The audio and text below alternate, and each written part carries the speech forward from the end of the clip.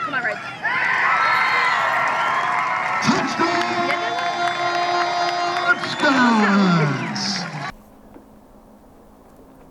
Hey, Coach Douglas, welcome to Coffee with Coach. Coffee with Coach. I'm waiting for a good warm coffee to warm these hands up. Holy smokes, it's a little chilly this morning, but it's feeling like fall weather, so it's awesome. Let's go. Right? Yeah. Well, hey, let's just start off and let's talk about your guests. Absolutely, absolutely. Well, the first couple of years, we just kind of did it solo. We're just kind of testing this thing out.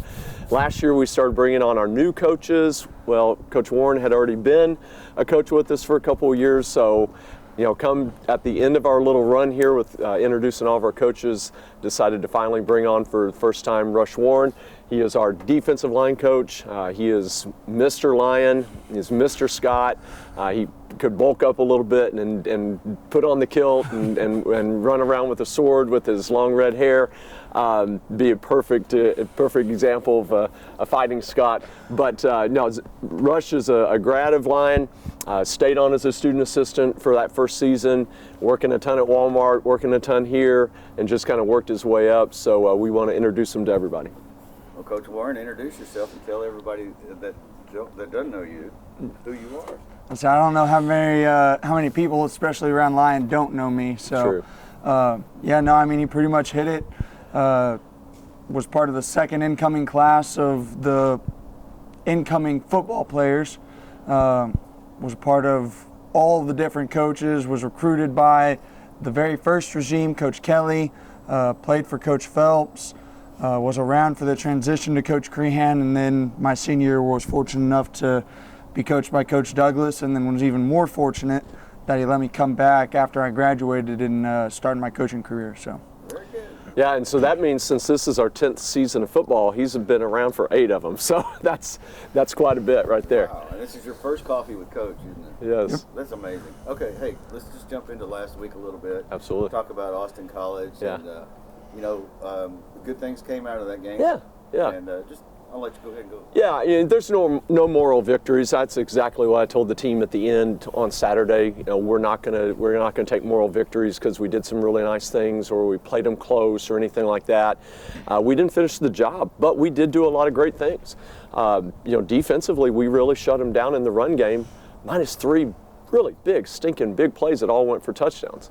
I know part of the discussion after the game was the extreme difference in time of possession. It was a 19-minute difference, us having the advantage over the Kangaroos. But it doesn't matter when you're giving up one big, huge touchdown pass and 3 huge touchdown runs of 75, 71, and 71. We made their running back player of the week just based on 3 plays because all the rest of them, we pretty much shut them down. If you had taken away those 3 run plays, we've got a rush average of 3.2 that we're giving up, and that's winning football, and in this day and age at least. And so very disappointing in that we're getting to the point of attack, not finishing the job on certain tackles. I remember the very first one very early in the game where he busted out for 71 yards or something like that. And I see 2 guys go fit the run immediately at the point of attack and just runs straight through 2 arm tackles. And you can't play football that way defensively. So we've got to clean up those issues. Offensively, the most number of snaps we've had since I've been here. We snapped the ball close to 90, maybe a little over 90 times, 93. Okay, looking back at the producer Mackey here.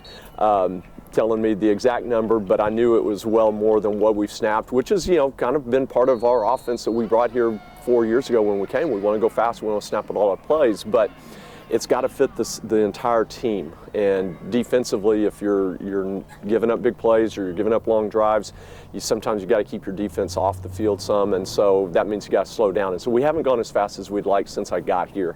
We didn't go super fast this week, and that was the amazing thing about it. We're kind of a moderate to slower tempo, but we were able to snap so many plays because we kept drives alive. But flip the coin on the disappointments on the defensive side of giving up 4 or 5 really big plays, they're scoring plays, us not getting scores in the red zone. We botch 2 field goals, we shank them or we have a bad hold and we don't get them off the ground very well. We stall out, throw an interception in the end zone again. When you get in the red zone, you got to convert. Right. At least get 3, but if we can get 6, let's get 6. And that's really the conversion. I mean, we were 3 for 7 in the red zone. That's losing football right there. And so that's got to improve. That's got to clean up. We've got to get better, more effective and efficient in the red zone. Thank you, Aiden. Appreciate it. So when we get those issues fixed, we're going to be pretty good. And I would say that whether we're talking about Austin or we're talking about McMurray, who's probably first in the conference right now. We can compete with anybody in this conference when we're not having to compete with ourselves as well. Ryan, what are you doing? Coach Russ, Look at him. Coach talk to him about, the defensive line. He's 2 away from setting the all-time line college record for tackles for losses. Talk about the way they played this last week. Yeah, I mean, as far as like our game plan and what we wanted them to do, they really did exactly what we needed them to. We knew Austin College last week was going to run a lot of outside zone, wide zone type plays, a lot of downhill power. A lot of teams typically try to hit that more in like the C gap, D gap. This team was a lot more A, B gap power. They wanted to get downhill right now. So we wanted to do our job of clogging those interior gaps, making everything bounce on those downhill plays. And on their outside stuff, we wanted to get some vertical penetration, make them have to cut it back into our linebackers and everything like that. And they really did a great job of doing that. Kind of like Coach Doug said, we just have to, once we get to that point of attack, got to wrap up, got to make those tackles. Yeah. Centenary come to town. The second time we faced Centenary Yeah. this year. Yeah. Turn around 14 days later. Right. That's crazy. That is kind of different. Yeah, very. Homecoming week, of course. But you've watched Centenary. You know Centenary. How can we stop them this week? Well, number one thing is they've got great team speed. As we talked about less than 2 weeks ago right now, a little bit of a difference in their age groups because they do have some transfers. They do have some older guys that are, listed as seniors and juniors, and they got a good number of freshmen as well. But, just athletically, there's a lot of speed on the field there. That was the biggest difference you saw with us in Austin. There was a lot of similarities in speed. Austin's not as fast as what we've seen in Texas Lutheran or McMurray and Centenary, kind of similar to us. So we have to be really smart and create negatives of our own, but also eliminate negatives because of that speed. Because when you add the speed in, there's an opportunity to give up big plays and more yardage lost in negative plays. We did a great job on kickoff return Saturday. We won the starting field position battle by nearly 30 yards. That's a huge difference. Yeah. To win it by 5 or 8 yards in a game is pretty big, and we were ahead by 30. And so that's the biggest difference in team speed a lot of times you see is some of those ball exchanges like on punt and kickoff. And so we have to be really effective. And we did a really good job, again, less than 2 weeks ago against Centenary in the special teams. We've got a bottle their returner up, number 0. Really, really dynamic. He's a Division II transfer from, I believe, Delta State or Arkansas, or one of the Mississippi schools, Division IIs. But yeah, I think you're right. And we got to bottle him up and make sure we're not giving him the ball the easy way, and then making sure that when we get our opportunities on kickoff return, that we get what I call a hat for hat. Everybody's blocked, everybody's covered up, and try to let J3 or let Javarian Williams or X, Xavier Long, find a crease and let's get some positive field position starting on the 35, starting on the 37 instead of starting on the 20 or the 25. I wanted to give some props out to J3 actually for his returns. They were something to watch. I am not a video gamer. I'm not a Madden or College Football 24, but I think it's the B button that makes a player spin. Or so I'm looking at my producer here to get verification. Okay, I got thumbs up. The B button was active on J3 Saturday. That's for sure. He is one of our most dynamic players for sure on the team, irregardless of position. So he does a really nice job, had a nice game, and he's continuing to round into a really good all-around player. He's on kickoff cover for us. He's going to be on PBR. He doesn't know it yet, but he's going to be on punt block and return this week. He's been punt returner. He's on our kickoff cover. I think I said he's a dynamic guy, and he's not afraid to throw his body in there. A lot of guys that have a lot of speed, a little bit smaller, they don't like physical contact. that's not J3. He likes to bring it. He likes to use his speed, and he's not afraid to throw his body around a little bit. I could tell he turned on a dime a couple of times. He sure did. Coach Warren, talk about the Centenary offensive line and what you guys are going to do to have to stop them and keep that running game in control. Yeah, so I mean, one of the biggest differences from the last time we played them, about 14 days ago to now, is they've now fully established themselves as a whole unit. First time we scouted them, they were just kind of going through a quarterback change, weren't entirely sure which guy they were going to go with. They've kind of figured out who that guy is. They also had some injuries a little bit early on that they've kind of gotten back healthy from. They've got a really good group up front, got a good quarterback, all of that. Game plan wise for us, we don't think is going to be that much different. Their offense, some of their plays have kind of changed a little bit from what they used to like to what they like now. Still goes with what we do well of guarding against. The biggest thing is just trying to get back to the basics, keep everything simple for our guys, and just try to keep everyone in the pocket, try to eliminate their good quarterback. Zentavius Smith, I want to say. Try to get the ball out of his hands and let him not use his legs. Absolutely. Try to get into some of those other skill positions. Yeah, he's done a nice job coming in and being that guy that was evidently in a backup role and now is the starter. And there was some rotation even in Saturday's game a couple weeks ago. But Smith does a really nice job with his legs, but he also be pretty accurate with his arm as well, and took advantage of it a couple times when we had some man cover and was able to hit over the top, but then also hit some nice passes underneath as well. Right. Offensively for us against their defense, what can we do to improve and try to get more scores and, like you said, control the ball like we did against Yeah, absolutely. I mean, we're going to have to possess ball. We're going to have to be physical up front, continue to improve our running game. It's come around really nicely, and this is what we were kind of hoping for. We felt like we had some good young guys that just need to continue to gel, as Rush even said. More, instead of 5 individual offensive linemen, continue to improve and get better as a unit. It has really hurt to lose Zane Alls. He's been out now going through 3 weeks. We're not sure if we're going to get him back even this season. We're kind of keeping our fingers crossed, but we've had to shift around a couple of guys than what we would like to, but those guys have stepped up and done a nice job, and that will help continue that having that continuity of now 3 weeks of that rotation will really help with us being able to execute. We can continue to improve the run game and then take advantage when we have opportunities in the throw game. We've got to connect. That was the problem 2 weeks ago. We had some opportunities.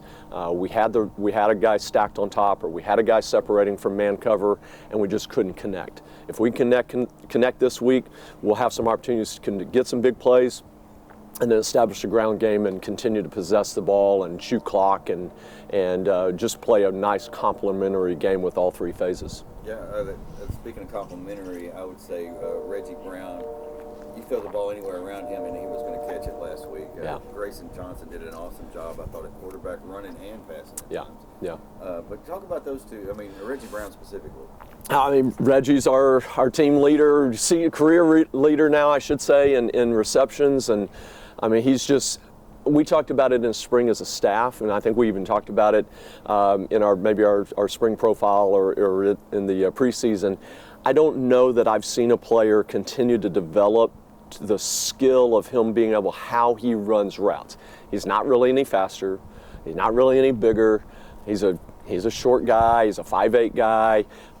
He's not a super speedy guy. He's got great lateral movement, but he just has a knack for finding open space. I don't know that in my career that I've ever seen a guy go from his freshman year and improve to a sophomore like they always do, and then go from sophomore to junior and make a really nice jump there, but then come back in the spring before his senior year and really just do some miraculous things. And then it still continue to translate in the fall.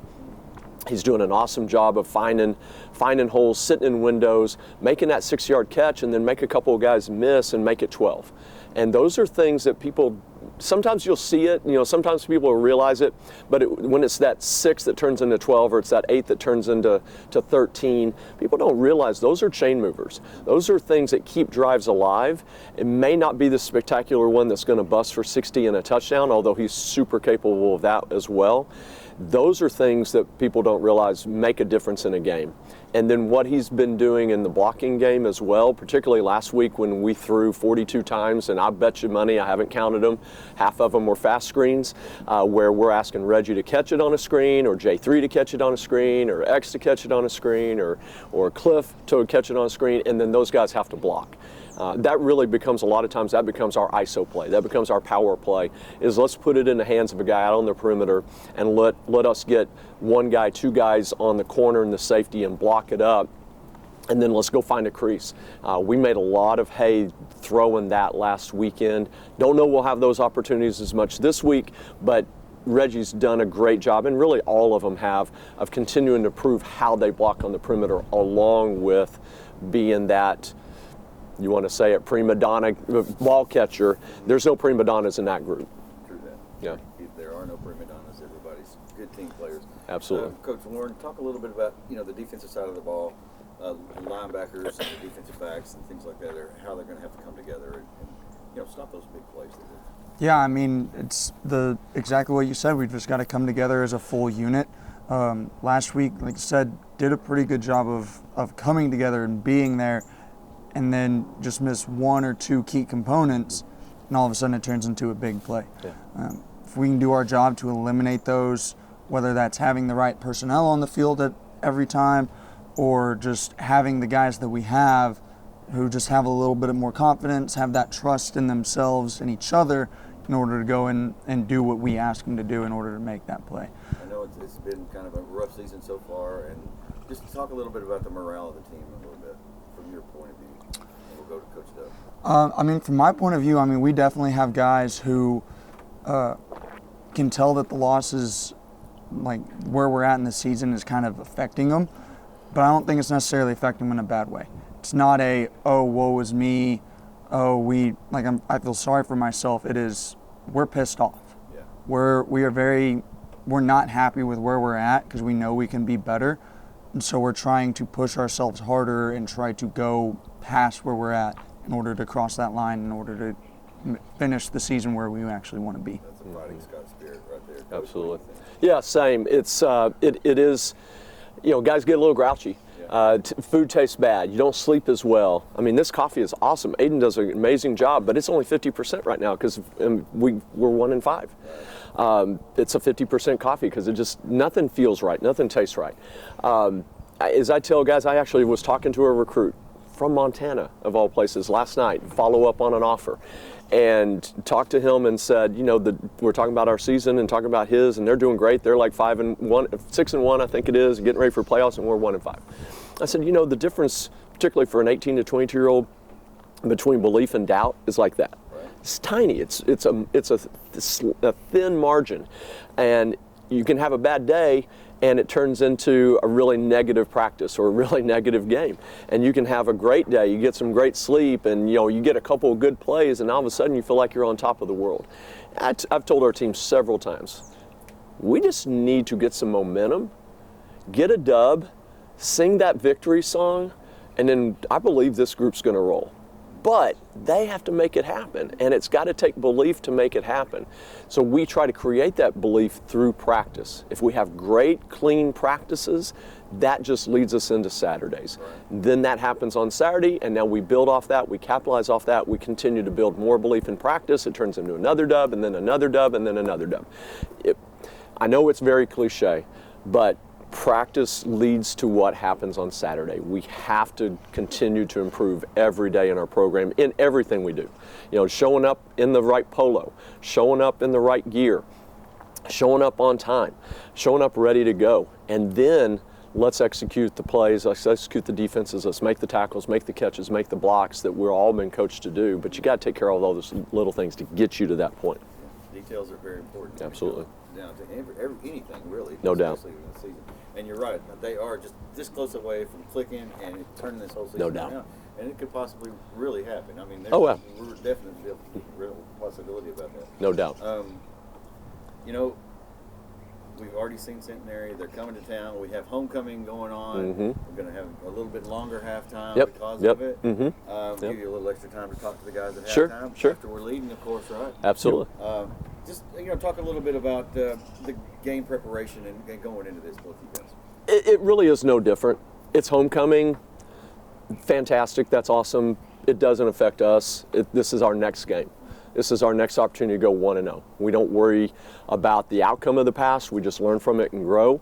And let's get ready to go 1-0 this week. And if it happens to be on a homecoming, fantastic. I don't know that there's a dance. I don't know that we're kissing any queens or anything like that. Okay? We're just going to go get a dub, and then let's get into a bye week. We're going to rest, recover, and recharge, and then we're going to go attack the next 3-game swing to finish our season. Coach, any comments on that? Yeah, I mean, kind of like you said, our guys are definitely doing a great job of not really letting that affect them. To them, it's just business as usual. Come in, get ready to go and play Centenary for 60 minutes, and then hopefully, like we're saying, we're singing our song at the end of it. Not really worried about any of the other outside distractions, anything like that. So, sounds like a plan right there. It Absolutely. really does. Absolutely. Solid plan. Well, Coach, any final comments about Centenary? No, yeah, just again, looking forward to the opportunity. Anytime you got that bad taste in your mouth, you want to wash it out. And so this is our opportunity to do that. But, Centenary's going to come ready to go. They're going to roll in with a lot of confidence. They played very, very well against McMurray at their place last weekend for a first half, and then McMurray got some really advantageous field position for about 3 or 4 series there in the third quarter and really kind of ran away and hid from them at that point. But, they put their quarterback under pressure. They did some good things early offensively. We have to make sure we've got a great start, be solid, fundamentally sound, taking away the ball, not giving up the ball, and then good things will happen. Coach Warren, you got any comment? no, I mean, he pretty much hit the nail on the head. So, And let's get some TFLs for the D-line. Yeah, we need at least 2 for Kedrick anyway. Thanks for being here, Coach Warren. appreciate you having me. Thanks for coming. And Coach Douglas, as always, it's a privilege. Yeah. Ladies and gentlemen, it's a 2 o'clock kickoff at Pioneer Stadium. Centenary homecoming, be there. It's going to be a lot of fun. Will be. We should have a really nice crowd. I'm sure there'll be thousands of people on campus for Scotts Fest. They just need to bring their kilts and rock on over to Pioneer Stadium. Hopefully they can find a place to park and a place to sit, and then just cheer loud and get after it. Sounds good. Ladies and gentlemen, 2 o'clock kickoff. Be there. We'll see you there. Go Yeah. Scots. Go Scots!